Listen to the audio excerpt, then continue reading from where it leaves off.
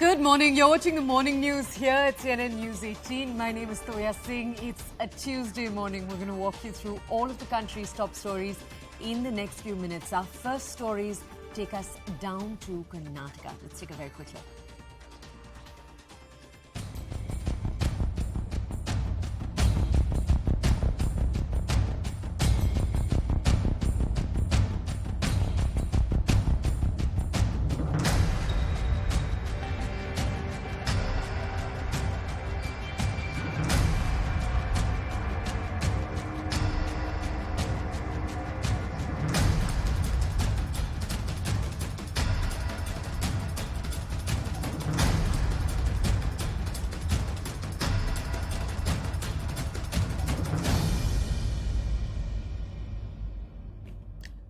Our first two stories of the day take us down south to Karnataka, a state that, as you might remember, over the last few days, we brought you multiple stories of how the city, Bengaluru, and the areas around it were being battered by some of the worst rainfall the entire state had seen in the last 50 years.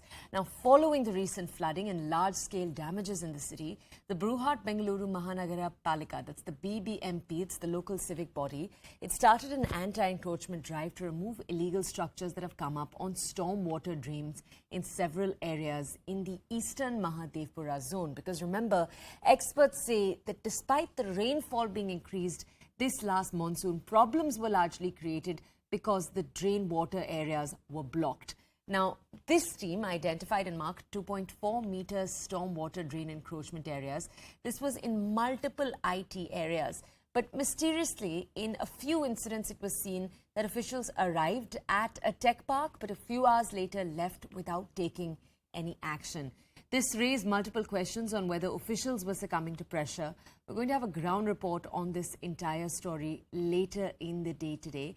But the Congress continues to question why bulldozers have gone silent, why encroachments weren't brought down.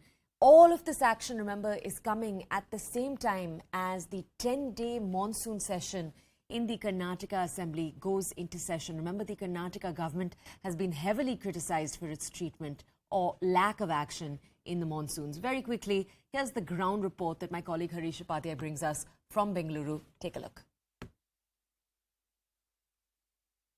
We are outside the Bellandur wetlands, and what you see behind me is a 2,300 crore project that has been stopped by the NGT in 2016 and has asked the government to recover 130 crore rupees from the builders, monthly developers, and ensure that this building is demolished and the wetlands are recovered and resorted back to its original form.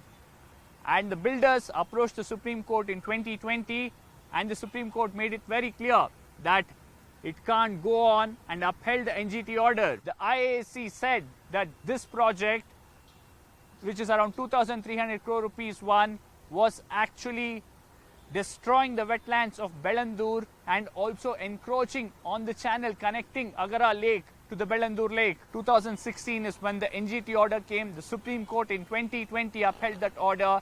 Still, no efforts to reclaim this wetland area, destroy this particular building and restore the wetland.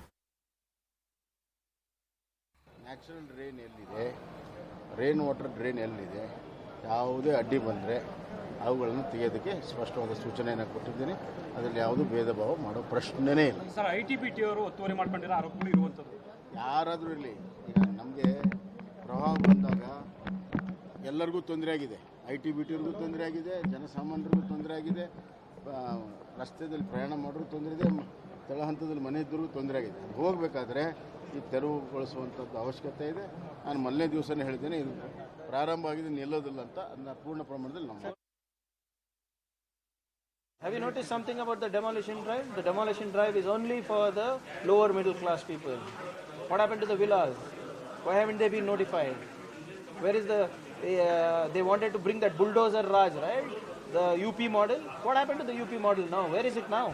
As soon as it comes to the rich, as it comes to the affluent, the bulldozer just dies down.